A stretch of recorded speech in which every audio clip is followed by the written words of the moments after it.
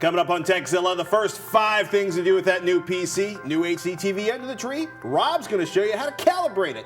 Cracking region codes, help returning stuff Linux loves, Boxee help, and whatever happened to folding at home? Look, just walk away from the leftovers and think about your running shoes, because Tekzilla starts now.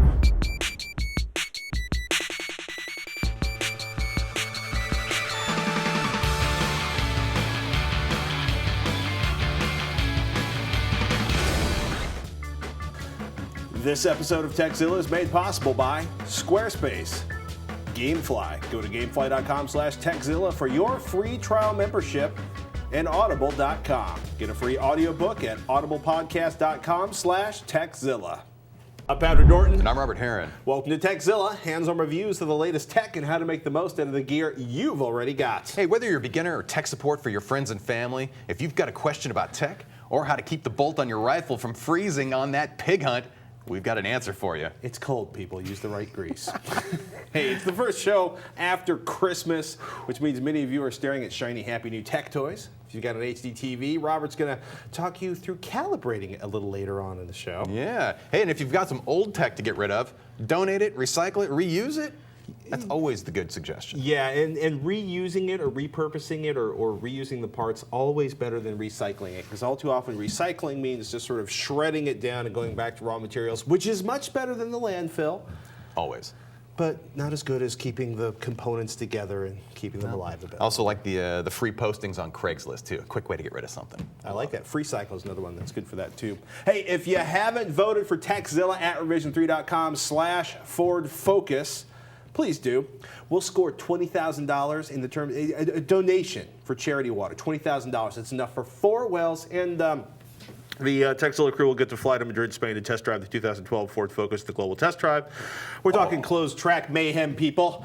If you want to drive the 2012 Ford Focus with us in Madrid and score 10 grand for your favorite charity, do us a favor, create a video about why you should be one of the first to test drive the all-new Ford Focus, and what you would do to start something more, as in who you would donate it to, and submit it to facebook.com/FordFocus under the Global Drive tab. Just do it quickly, because the contest ends December 31st. Hey, I haven't flipped a car in years. This is my chance. Please vote for Tekzilla at revision3.com/FordFocus. Hopefully your shiny tech toys worked out of the box, and you remembered to buy batteries for all of the toys, or bought toys that didn't take batteries to begin with. Like books, or But without the E part. Yeah. Now, he loves Kindle. My do. wife lives on a Kindle, But if you are heading back to the store to return something, do it in the morning. Have a snack first. Try to be relaxed.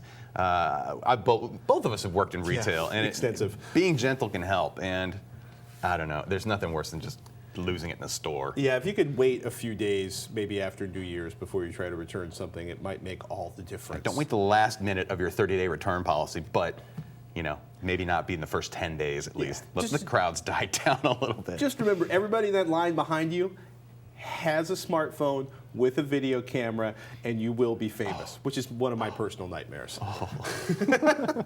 Hey, how about the first 5 things to do with a brand new PC? Well, assuming, of course, you've got it plugged into the internet and the surge protector or your uninterruptible power supply. I say number 1, find the OS install disk. If you got one, right? A real OS disk, maybe like, Windows 7 or OS 10, maybe a real disk, not a restore disk. You want to reinstall the OS. Just wipe off everything that came from the factory, start clean.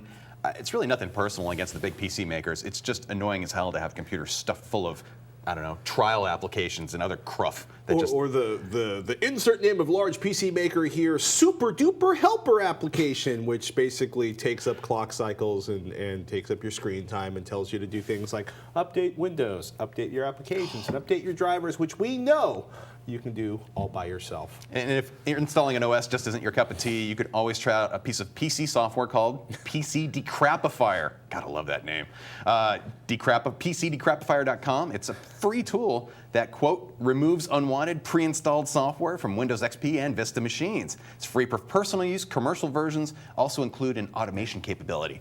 And yes, it works on Windows 7. We should point out, by the way, that the truth is that really only applies to Windows machines. OS X comes pretty clean and stripped down out of the box. I think they actually give you the OS disk when you buy an Apple computer. It's funny how that works. That's just awesome. That's just thoughtful. 2, update your drivers, update your operating system, update your applications, because you're not going to get the best performance unless you have the latest drivers and software updates installed. Number 3. Yeah, this is a suggestion I totally recommend is for Windows users, install Microsoft Security Essentials at the very least, and install or update your security software as well. I'm cool with running Security Essentials on my machines. That's pretty much the only security software I'm using right now on Windows boxes. Same here. I don't really pay attention to my Ubuntu box. That seems to be pretty bulletproof on its own. Just run the patches. And your apps. Some of my favorites, Chrome, Pigeon, that's a universal IM program that we don't have anything, you don't have to install 4 applications if you're using 4 IM clients. On OS X, what is it, Adium? Adium's the good one. Adium is Pigeon for OS X, Skype, VLC, Picassos. You actually are a big fan of the Sumatra PDF reader now. Yeah, it's tiny compared to Adobe's Acrobat Reader. You like it more than Foxit? I like it a lot more. And it's updated fairly frequently. It's tiny. It does everything I need it to do. I can't do annotations. If you need to annotate a PDF, that's not the program for you. But if you just want a small, compact exe that will make that PDF just view and do all the other regular stuff you need, it's perfect. Microsoft Security Essentials, Dropbox, 7-zip, OpenOffice, NeoOffice for OS X. And hey, how about Miro, iTunes, MuTorrent, aka MicroTorrent? You get the idea. We love free software. Totally. And if you're a Windows user and you just did that clean install, there's a great website called Ninite. That's how I pronounce it. NINITE.com. And it makes a customized installer for you that's automated. So it contains a good variety of apps. You pretty much check the apps you want, click the button, it gives you a little tiny exe, and it's unattended installs. It takes care of, should I get the 32-bit or 64-bit version? Is it the latest version of the software? You don't have to think about any of it. Just check it and go, and it's awesome. Number 5, now that you have the machine set up exactly the way you want with your favorite games, your apps, your tools, your software's been updated, your security software's in place, everything's perfect, image that thing. OS X or Windows, get an external hard drive, create a complete image of your basic installation. That way, if you have a massive crash, and you have your data backed up, you can just re-image it, or just consistently image the drive to an external hard drive, or to a Drobo, or your network attached storage, or to Carbonite. Doesn't really matter. Just make sure you back it up. And the perfect time to image that, which essentially allows you to completely recreate the machine, is right after you've installed the operating system and your apps and your drivers and got everything tweaked just the way you like it. Totally. Yes. Good time to check out Gparted, maybe. Ooh. Yeah, free tools are always fun. We like free tools. Coming up next, a little help dealing with region codes and how to make that spiffy new HDTV look its best. But first, let's thank one of our sponsors, Gamefly. Gamefly is the largest online video game rental service. More than 7,000 titles, new titles, old titles, consoles, handhelds, they got it all for just $15.95 a month. You could rent 1 to 4 games at a time. Keep them for as long as you need to. You want to play Final Fantasy whatever for the next 6 months? That's okay. No late fees, no due dates. Shipping is always free. Once you're done playing a game, send it back. Gamefly sends you the next available game on your list. It's pretty simple. And if you like the game a whole lot, like you want to keep it for 6 months, maybe just click Keep It on the Gamefly website. The game is yours at a discounted price. Gamefly is even going to mail you the case and manuals free of charge. If it sounds good, I got a way to make it sound better. Because you're a Tekzilla fan, you get a 15-day free trial. Just go to gamefly.com/Tekzilla and get your game on. Let's get our HD Nation on. Many of you are staring at beautiful new HDTs that showed up under, or at least near the tree. You want to make the video you show on it look its best? Let's do a fast calibration. Step number 1, use an HDMI cable whenever possible, particularly if the source device that you're using is providing an HDMI output. Always, always, always. Stop using composite video. That's the yellow cable.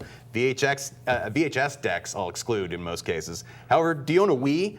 Spend $6 on the component cable so you can enable not only 480p output, but also nice widescreen and improved detail as well. Now, during the TV's initial setup, you should have selected home use, not the store mode. That not only saves electricity, it will be optimized for daytime viewing as well. Now, the big trick here is to turn off overscan to improve picture quality. Most HDTVs default to a 16:9 picture size. It's the right shape, but about 5% of that video picture is actually missing.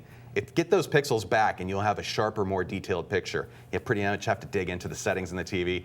Generally speaking, a preset like cinema or movie will provide an improved picture, as particularly detail and color accuracy, but it's best appreciated in a dark room environment, so turn down those lights. Other things to do, if you have a net-connected TV, update the thing. If it has a room light sensor built into the TV, that's something else to experiment with. It might provide a way for you to have not only a bright picture during the daytime, but a dimly lit, eye-friendly picture that's very detailed when the room lights are turned down low.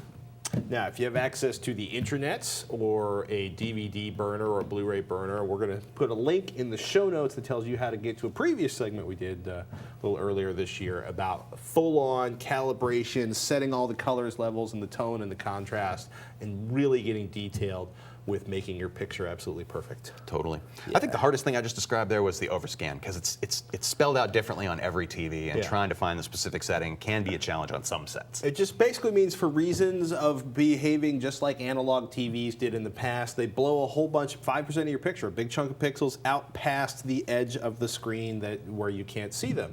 And you turn overscan off and you get a pixel per pixel match and everything is shiny. So pretty. If you've been thinking about buying any DVD HD, any DVD HD, we both own this program. We both love this program. It's our favorite tool for archiving Blu-rays and DVDs. If you've been thinking about buying it, do it now.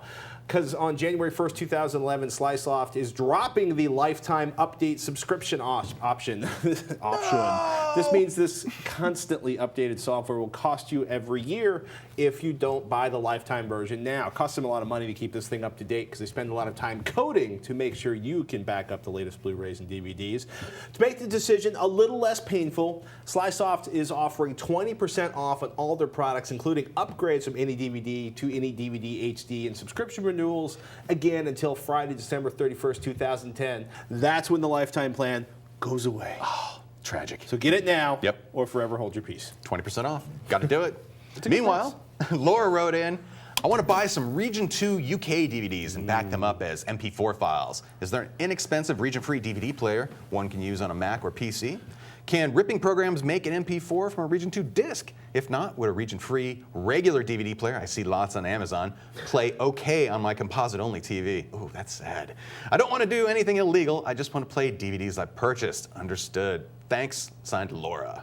So region codes essentially allow the studios to control the release of the disc across different regions of the world, right? There's like a big giant one for like North America and South America, another one for Europe and Asia and yada, yada, yada. You can search Wikipedia to get really technical about it, but the idea is that they release movies first like in the United States or Europe, and then they sort of spread around the world. And the places that get the new movies on the reel in the theater last, they usually about the time the Blu-rays are showing up in Europe or the United States, so they use region locked. Basically, all the Blu-ray or DVD players in a particular region are locked to only play discs coded to that region. It's an optional thing that the publishers can do, but they do it. It seems like more times than not, that disc will be region locked for a particular part of the world. It's part of their plan for controlling revenue distribution worldwide across the. It's basically it's a fascinating science.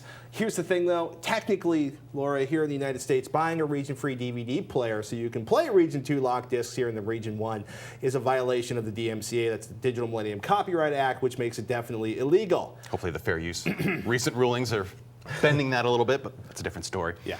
Now, VLC on a PC can read the discs from any region, but some DVD drives, Matsushita, Mashita, Panasonic drives back in the day, generally speaking, those drives have the region coding in their firmware, unlike the Blu-ray players nowadays where that's done in software. So you might try a DVD Fab region reset from dvdfab.com/free to see if it'll work on your computer. No. No? Then let us get our civil disobedience on and rip the disc so you can get your UK content on. Just do me a favor, don't share it on BitTorrent, please. That's Laura, you're not that kind of person, we know. Just got to say it for those other people out there. Anyhow, get AnyDVD and Handbrake or the very free DVD Fab Decryptor. The internet will explain what to do with them. Either one will make the region code and DRM go bye-bye, and you can use them to convert your DVD into a delicious MP4 video that will play on your favorite portable devices. I want to say just for DVDs only, I think Handbrake will take care of the decryption and the conversion for you. Handbrake doesn't do cracking. It used to. They're pretty adamant about that. Oh, okay. No, that's why you use Handbrake with AnyDVD. Okay. AnyDVD, I have the makes things AnyDVD logo accessible. sitting in my tray, so it's always running, and so I never notice these region code issues or encryption incompatible issues. display technology hooked up, or my old Yeah, and please don't steal movies or music off the fair internet. use though, definitely fair use. Yeah, I bought the disc. I want to be able to use the content in my house. Totally. Please don't send lawyers after me. Hey, it's time for the new Blu-ray releases for the week of December 28, 2010. First up, The American.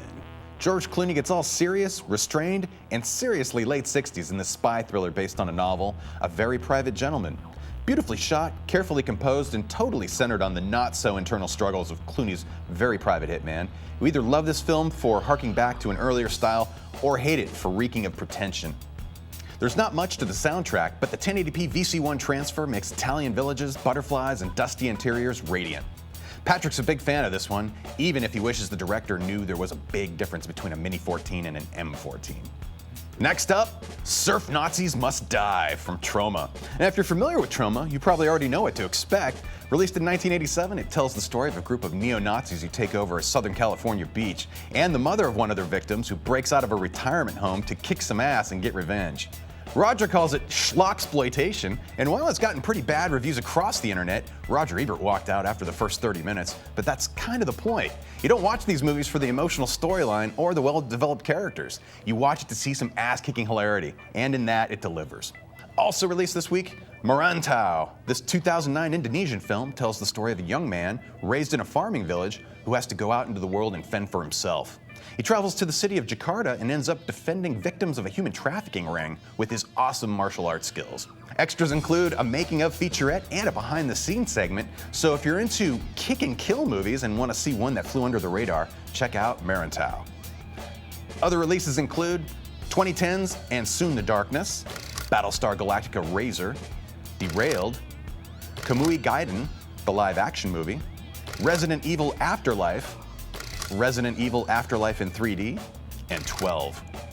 Coming up, how long should my monitor last? A little Linux love, and more. But first, it's time to thank one of our sponsors, Squarespace. Squarespace offers users a flexible solution for anyone looking to create a blog, personal portfolio, or any kind of website. No matter what level of coding experience you have, Squarespace can provide the tools needed to create a high-end, complex website that is uniquely your own. Don't worry if you come across any questions or issues, Squarespace also offers every user 24/7 support. Squarespace just pushed a brand new social widget for geolocation services. Display your most recent check-ins from Foursquare, Gowalla, and Facebook Places on a live Google map. Squarespace is the only web publishing platform with a native built-in solution for displaying your check-in data. The widget is totally customizable and fully integrated with the Squarespace Style Editor. Squarespace's iPhone app lets you publish your blog on the go and comment moderation. Get push notifications to approve new comments, mark existing comments as spam, reply to comments, and more, all from your iPhone. Many of the internet's most highly trafficked web pages are powered by Squarespace, not to mention many of the personal pages of Revision 3 hosts and personalities. Go to www.squarespace.com to learn more, and please be sure to enter the code Tekzilla when checking out to earn 10% off the lifetime of your order. And you're right, Sam, I've got an LCD monitor that's about 4, maybe 5 years old, and the backlight is about to go out on it. If I turn it off, it can be difficult to turn back on. It flickers really bad, sometimes struggles to come back on, suggesting to me that the ballast is failing. I also just recently had a backlight go out on a portable DVD player's LCD. My experiences has me losing trust in traditional LCD screens. I'm thinking my replacement for my monitor should have an LED backlight rather than compact fluorescent. Is it reasonable to expect better life out of an LED monitor? Thanks, Andy in Minneapolis, Minnesota. Yeah, I think that's a reasonable expectation. Andy, LEDs are light-emitting diodes or semiconductor-based light devices, and it's a solid-state design. So that means it exhibits very little wear and tear over time because there's not a lot moving on, or there's nothing moving really. Now, the average LED is expected to function anywhere from 25,000 over 100,000 hours, or about 3 to 11 years of continuous use. Things like excessive voltage or temperature can affect the LED's lifespan. LEDs provide good shock resistance, physical shock resistance in particular. A good bump shouldn't phase it at all. And I also prefer the dimming abilities of LEDs over the CCFL, the compact fluorescent, cold compact fluorescent lights. I think I got that right. It's either cold or compact, one or the other. Anyway, have you ever dimmed the backlight on a CCFL-based PC monitor and noticed the increase in noise? It's usually a high-pitched squealing sound. You don't have that with LED-based lit monitors. Also, if you're going to be disposing of these devices that are CCFL lit, the fluorescent tube lit, any kind of fluorescent tube really, dispose of it properly. There's a little bit of trace bit of mercury in there that is not good for the environment, and it's just the right thing to do. Yeah, please recycle your electronics properly. Doesn't matter if it's an HDTV or your desktop monitor or whatever it is. Just keep it out of the landfill. And subjectively, I'd also say too that LED-based LCDs tend to produce a better looking picture to my eye than compared to the CCFLs. It's about the light source you're starting with to create the picture you see. I feel you're getting better quality out of the latest LEDs that I'm seeing. I will say, in the defense of older LED technology, I have never had. It's been a long time since I've seen an LED display on a DVD player go. I did have a car stereo once that half died. That was irritating. What track am I listening to? Oh, Mish wrote in, hey Patrick, in Tekzilla episode 174 you mentioned Gparted. When using Gparted, there's a high chance you booted it from a live CD, and there's a 99.9% chance you're running a Linux of some kind. Therefore, the operating system on the hard disk is no longer relevant. Gparted will just do the work, and it works. As for the recommendation of Puppy Linux, yes, it is good for older hardware. However, for newer hardware, try Linux Mint instead of Ubuntu. Your viewers will love you for it. Heads up, Ubuntu is a derivative of Debian, improving on the new user experience. Linux Mint is a derivative of Ubuntu, improving even more. Cheers, Mish. Sweet.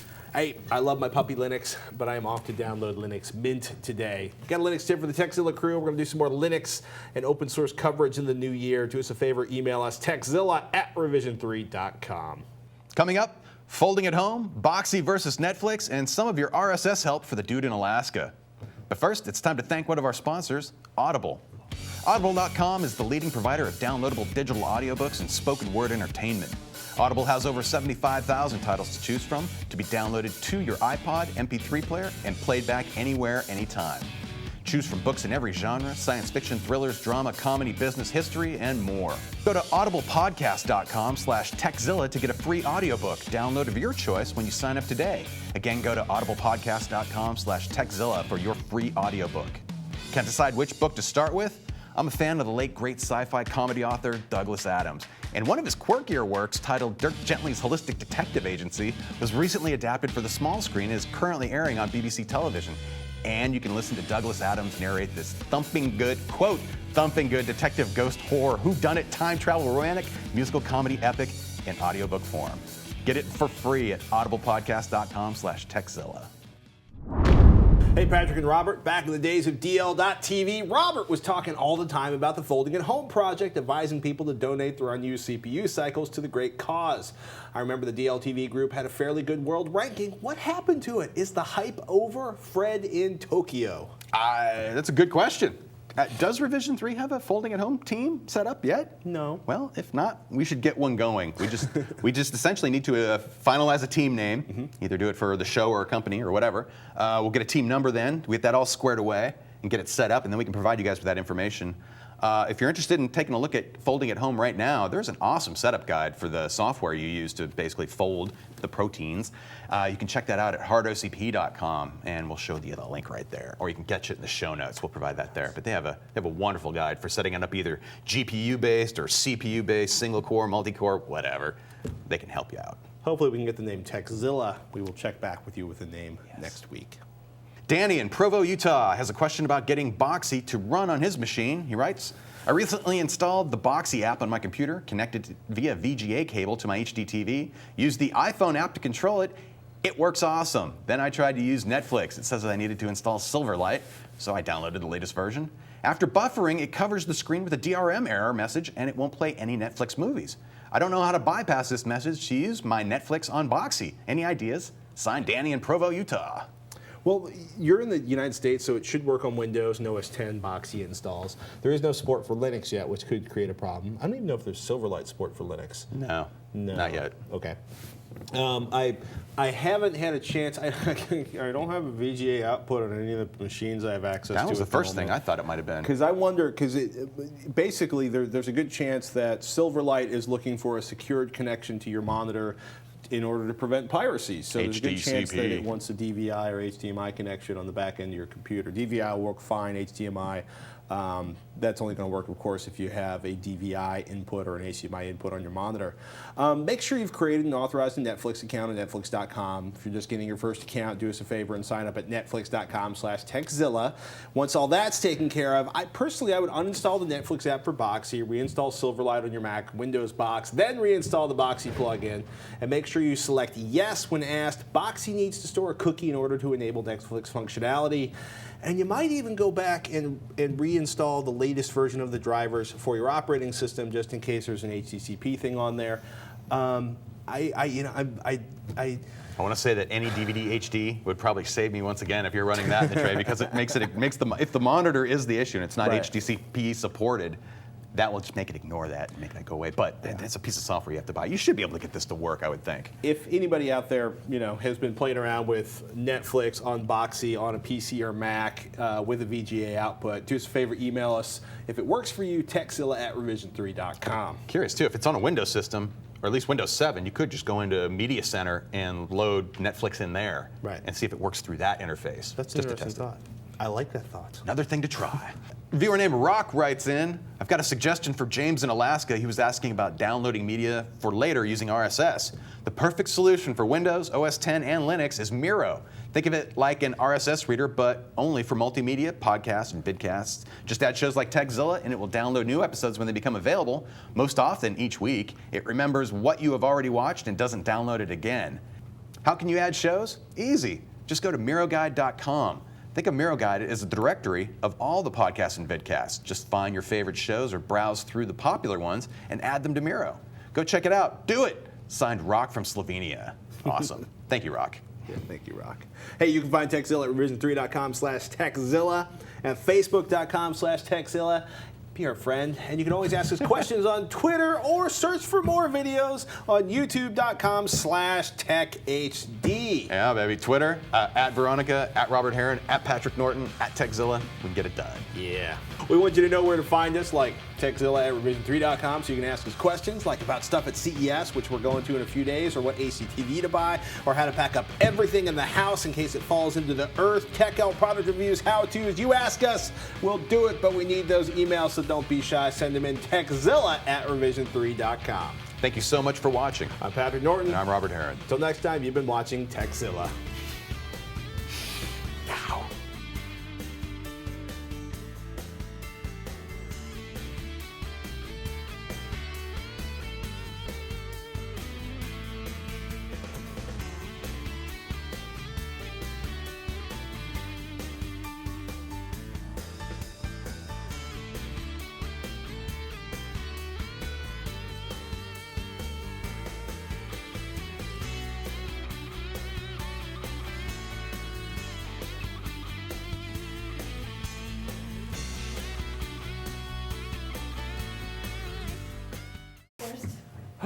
Is that money?